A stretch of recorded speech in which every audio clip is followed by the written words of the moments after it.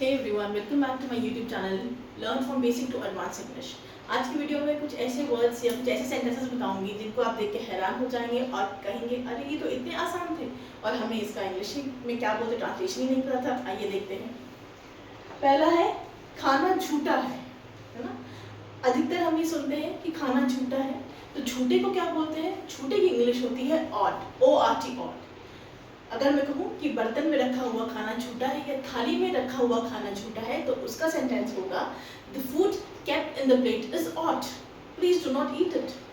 Alright, the second sentence is पानी झूठा है ना। पानी भी झूठा होता है। पानी किसी ने पी लिया, you do not want to drink from that same glass or you do not want to drink that same water, then what will you say? The water is sipped, है ना। water है, झूठा है, the water is sipped। Cold drink है, the cold drink is sipped. Juice है, juice झूठा करके रख दिया है ग्लास में, तो आप बोलेंगे द जूस इज सिप्ड। ठीक है, SIPPED, the water is sipped. झूठा खाना है तो the food is hot. Alright, next comes नमकीन सीली है ना। अगर तो आप नमकीन बिस्किट खाते हैं तब तो आपको बात पता होगी, अगर नहीं खाते हैं तो ये आपको समझने में थोड़ी दिक्कत होगी कि जो नमकीन और बिस्किट होते हैं ना, बोलते हैं प्लीज कीप नमकीन and biscuits in air tight container, otherwise what will happen is वो सील जाएंगे, है ना।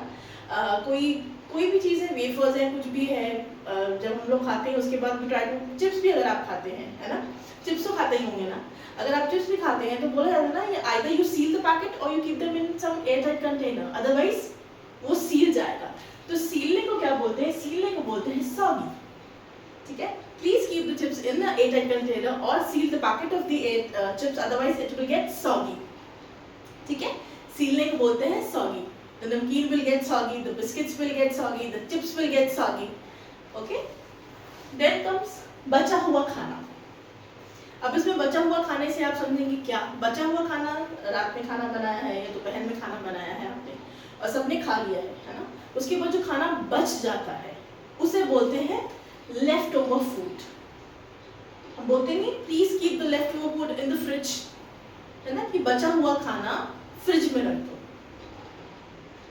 घड़ी की बात नहीं, even if you go to restaurants और खाना आपने ऑर्डर किया, बहुत सारा खाना ऑर्डर कर लिया, ज्यादा नहीं खाया गया, देन व्हाट डू यू से?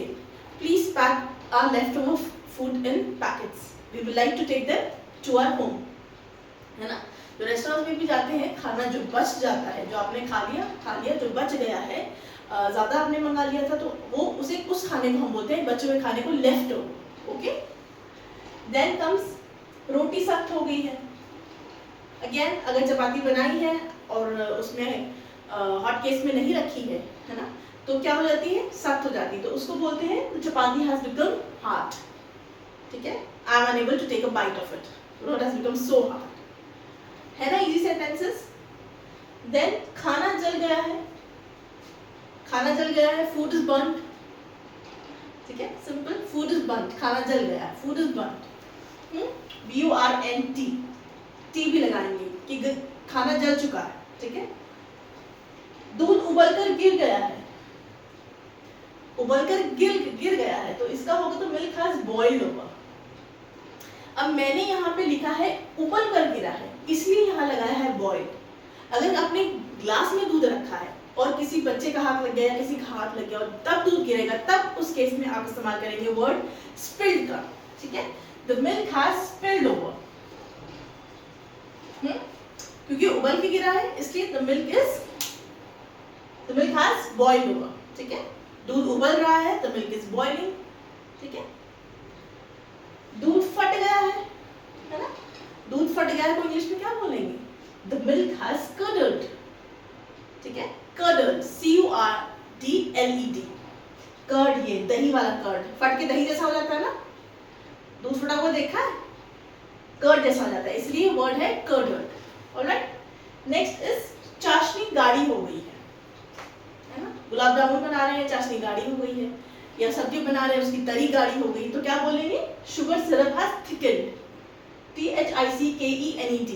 ठीक है, थिकेंड। ऑलराइट, थिक मतलब मोटा होना, है ना, गाढ़ा, यहाँ गाढ़ा हो गया है इसलिए थिकेंड। नेक्स्ट इज बर्तन जल गया है ना।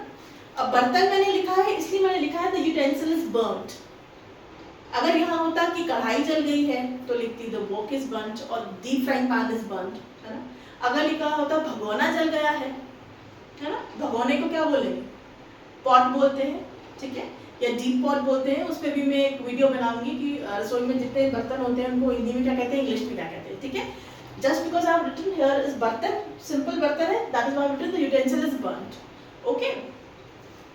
The last sentence in today's video is मुझसे रेसिपी बिगड़ गई है। कहने का मतलब है रेसिपी मैंने देखी पर मैं वो ठीक से बना नहीं पाई, है ना। रेसिपी जो थी मैं उसका एग्जैक्ट होता है ना कभी कभी कि रेसिपी देखी लगता है कि अच्छा बना लेंगे, लेकिन जब बनाने लगते हैं तो बनता नहीं है ना। तो क्या बोलेंगे, आई बॉच्ड द रेसिपी, ठीक है, I botched the recipe. So my dear viewers, I hope the video was interesting. If your answer is yes and you're nodding your head, then kindly like, share and subscribe my channel, and also do not forget to subscribe my channel. Thank you.